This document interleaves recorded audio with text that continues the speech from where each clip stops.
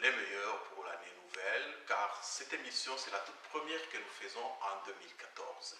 Et pour démarrer 2014, nous recevons un invité qui nous parlera d'un événement malheureusement triste qui s'est passé à RD Congo le 30 décembre 2013. C'est l'événement qui a eu à la RTNC, à l'aéroport, etc., etc. Et il va se présenter, il va présenter le mouvement auquel il appartient. Bonjour Emmanuel. Bonjour Chekita.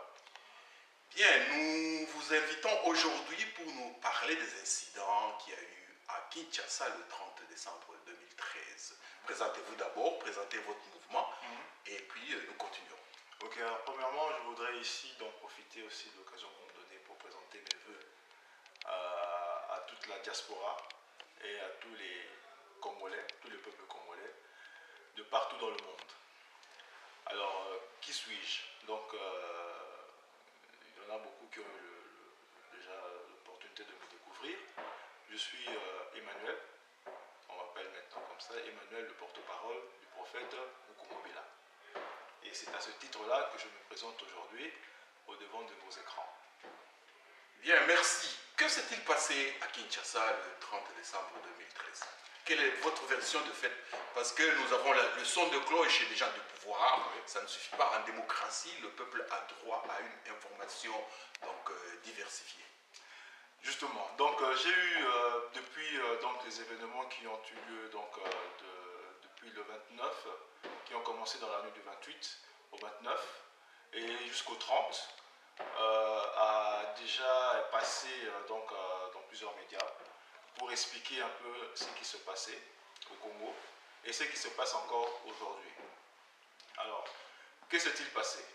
Il s'est passé que au début donc, du mois de décembre, donc le 5 décembre 2012, le prophète a écrit une première lettre ouverte et qui a par la suite fait l'objet d'une seconde lettre ouverte toujours.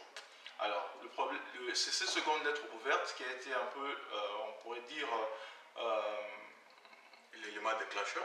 On pourrait le dire ainsi, et qui a en fait, au fond, causé tout ce que nous avons connu par la suite. C'est-à-dire que lorsque, à chaque fois, le prophète a eu à écrire ses lettres, et ce n'est pas la première fois qu'il écrit des lettres ouvertes, hein, c'est déjà depuis donc, la conférence nationale, il a écrit encore une lettre ouverte lorsque le père Laurent Désiré Kabila arrivait en libérateur avec les Rwandais. Il avait déjà prévenu par une lettre ouverte la classe politique de s'unir, de se mettre ensemble pour éviter que l'envahisseur vienne aujourd'hui donc, prendre le pouvoir au pays. Et donc la suite lui a donné raison. Et alors pour revenir à la dernière lettre ouverte, donc celle du 28 décembre, comme de coutume, à chaque fois qu'il écrit ces lettres font l'objet d'une large diffusion. Et donc, ces lettres ont été déposées partout, dans toutes les institutions, que ce soit ici en Europe, que ce soit au Congo, que ce soit en Afrique, au niveau de l'Afrique, même au niveau de l'Amérique. Il y a même des accusés de réception, nous pourrons vous les présenter. Les partis politiques ici en Europe, ils ont reçu ces lettres-là. Donc, avec des accusés de réception, donc ce n'était pas une lettre clandestine, c'était une démarche tout à fait pacifique, démocratique, pour essayer d'expliquer la situation. Et lorsque le prophète, malgré les multiples avertissements qu'il avait lancés, a constaté que le président, le chef de l'État congolais, donc alias Kabila Kanambe, avait quand même signé avec le M23, malgré les avertissements, alors le prophète a écrit cette seconde lettre pour demander que Kabila soit arrêté, puisse quitter le pouvoir pour haute trahison. Alors là, pendant que les enfants, donc pour revenir à la genèse de ce qui s'est passé pendant ces 48-78 heures, alors 72 heures, qu'est-ce que s'est-il passé? Les enfants de nos frères de l'Assemblée étaient occupés à distribuer donc, la lettre ouverte. Et les militaires les ont interceptés brutalement, Ils sont allés jusque chez les parents des enfants, sont allés tirer sur place et de là, une sœur a été blessée. Ils ne se sont pas arrêtés chez le frère, ils sont allés jusqu'au domicile du prophète. Oui, ils sont allés jusqu'au domicile du prophète et alors là-bas ils ont commencé à tirer, à détruire. À l'heure où nous vous parlons, donc pour revenir à l'actualité, donc aujourd'hui, à l'heure où nous vous parlons, les deux maisons du prophète à Lubumbashi et une maison à Kindu ont été complètement rasées. La famille du prophète, à l'heure où nous vous parlons, ses femmes, puisque vous savez que le prophète est polygame, il ne s'en cache pas, et ses enfants en sont pris en otage. Donc ça, c'est la situation actuellement. Alors, lorsque maintenant, dans la nuit du 28 et le matin au 29, lorsqu'ils se sont présentés donc à 8 h du matin chez le prophète pour détruire, les disciples du prophète n'ont pas apprécié. Et c'est en protestation contre cette attaque, contre cette agression, ces violations de droits de l'homme que les disciples se sont levés pour manifester leur mécontentement et exprimer leur ras-le-bol. C'est ainsi que vous avez eu ces événements qui sont arrivés à Kinshasa, à Lubumbashi et à Kindu. Donc, tout n'a pas commencé les 30. Les 30, c'était une continuation. Exactement. Bien. Et quand vos disciples se sont rendus à la RTNC, c'était dans quel but? Mais j'ai déjà expliqué donc dans les autres médias, ils sont allés à la RTNC pour exprimer un ras-le-bol, pour dire que trop c'était trop et qu'il fallait maintenant que Kabila puisse dégager. Et d'ailleurs, le message est passé. Lorsque vous regardez les images, ils ont dit libération, libération, Gédéon Mukungubila. C'était ça le message. Bien. Voilà. Et ils n'étaient pas armés. Mais ils n'étaient pas armés, puisque du témoignage même de ceux qui étaient à la RTNC, ceux qui travaillent à la RTNC, disaient, vous avez vu les images, ils ont eux-mêmes témoigné que ces fidèles-là n'étaient pas c'était sans armes, et ce qui est d'ailleurs la philosophie de l'homme de Dieu. Il a encore répété lors de son interview avec RFI France 24 et dans le Jeune Afrique, lui c'est un homme de Dieu, il n'a pas besoin d'armes. Bien, et donc l'étiquette qu'on vous colle de terroriste n'est pas fondée? Absolument pas, puisque vous avez vu par la suite, pour parler du terrorisme, vous avez vu par la suite comment les cadavres se sont morcelés dans la ville de Kinshasa, comment les militaires sur des cadavres pouvaient piétiner un homme mort à terre, qu'on a montré des images où on voyait des gens couper carrément les parties intimes d'un homme au vu de la population. C'est d'une barbarie incroyable. Alors je ne pense pas que ces gens-là qui sont auteurs de ces choses soient le mieux placés pour nous traiter, nous, et surtout le prophète, donc Mukungubila, de terroristes, traiter le prophète Mukungubila de terroriste, lui qui a toujours eu à cœur de enseigner donc, le peuple par rapport à sa vision et par rapport à la prophétie d'Ésaïe 18.1, lui qui a eu à cœur de travailler en faveur. Vous savez, le prophète n'a pas commencé son œuvre aujourd'hui. Il a eu à payer des bourses d'études pour des Congolais. Il a, dans son village, urbanisé son village. Il a introduit l'électricité. Vous avez vu des images où il a été reçu chez lui à Kapalo, en Chipoy, porté en Chipoy comme un chef. Et ça, tout ça, c'est encore rien. Il y a encore d'autres choses. Et ce n'est pas celui-là, cet homme-là, qu'on pourrait dire que c'est un terroriste. Au contraire, comme je l'ai déjà eu à dire, le terrorisme et les terroristes sont de côté de ceux qui ont le sang de Congolais dans leurs mains. Et nous avons les images avec ce qui s'est passé à Kinshasa. Et des images difficiles à supporter circulent déjà de vos adeptes. Il y a eu la bouche même des gens du voire une centaine de morts. Oui. Et qui dit mort dit assassin.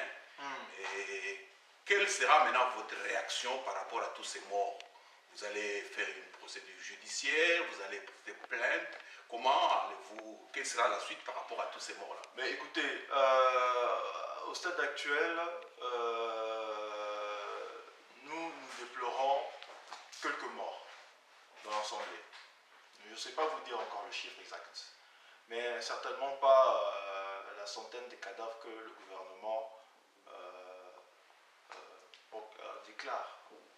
Et il devra apporter justement plus des clarifications et des justifications par rapport à tous ces cadavres-là, car je pense que dans cette histoire, il y a eu beaucoup d'innocents qui ont été tués.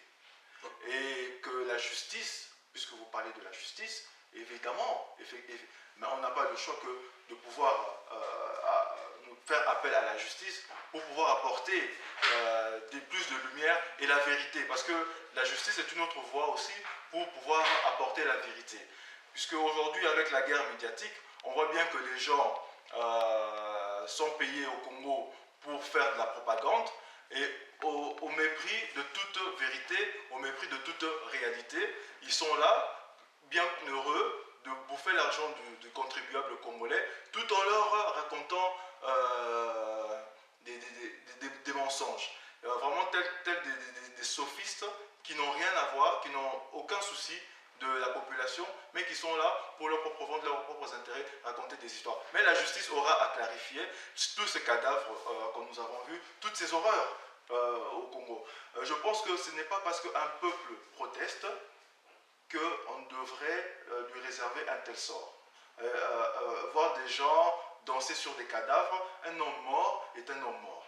Donc on peut quand même respecter cet homme puisqu'il n'est plus un danger pour qui que ce soit. Bien, merci M. Emmanuel. Bon, avant de nous séparer, je ne sais pas si vous avez un dernier mot ou si vous avez des informations toutes récentes que vous aimeriez porter à la connaissance. Moi, je viens de l'apprendre à l'instant. Hein, oui. Je ne veux pas vous le cacher. Oui. Vous étiez présent. On vient d'apprendre maintenant. Donc, c'est une urgence qu'à Kabalo, là où justement j'ai cité cette ville dans cette interview, les militaires de Kabila sont en train de traquer les soi-disant disciples de Mokongobila pour les tuer tous. Donc la famille biologique de Mokongobila est poursuivie. J'ai dit ici dans l'introduction que déjà ils avaient pris en otage les femmes et les enfants du prophète à Lubumbashi. Maintenant ça continue et vous avez vous-même eu l'information à Lubumbashi qu'il y a eu des tirs. Et hier aussi. Et que maintenant ça continue, je viens d'apprendre à l'instant que le gouvernement de Kabila, non content d'avoir déjà tué nos frères, ce qui nous a beaucoup affecté, y compris le prophète, non content d'avoir arrêté nos frères, non content d'avoir pris ces femmes en otage et les enfants, maintenant il s'en prend encore à des paisibles Congolais à Kabalo et donc là je prends encore le peuple congolais à témoin vous-même vous rendre compte un peu de cette situation complètement rocambolesque. Bien, merci beaucoup Emmanuel. L'information est un droit, tout peuple a droit à savoir ce qui se passe dans son pays. Donc il était de notre devoir, après avoir vu le battage médiatique des gens du pouvoir, de vous donner aussi la parole pour pouvoir donc respecter le citoyen qui doit l'information. Et donc nous sommes à votre disposition, chaque fois qu'il y a un élément nouveau, vous pourrez toujours recourir à notre média. Je suis très content, M. Cheikh Fita, pour votre invitation. Et je voudrais aussi profiter ici pour lancer l'appel de la marche qui aura lieu le 4 janvier, le samedi, date anniversaire des martyrs congolais, ceux qui ont réclamé l'indépendance en 59. Et aujourd'hui, nous allons donc le 4, nous vous appelons nombreux à venir aussi pour réclamer la libération immédiate de nos frères emprisonnés, des prisonniers politiques et des otages. et le départ de Kabila pour une bonne fois pour toutes. Qu'on arrête avec ce sanguinaire, qu'on arrête avec ces criminels de guerre, qu'on arrête à une fois pour toutes avec ce génocidaire qui est venu pour nous exterminer tous. Alors, peuple congolais, vous devez maintenant vous lever. Vous levez car l'heure est grave. Il n'est plus question maintenant de continuer avec les leaderships. Il n'est plus question de parler des moi je suis de tel ou moi je suis de tel. Il est question maintenant de parler du Congo et de la libération. Et je pense que ce que nos frères ont été capables de démontrer à Kinshasa, a démontré à la face du monde que le pouvoir de Kabila est vulnérable et qui n'est pas infaillible.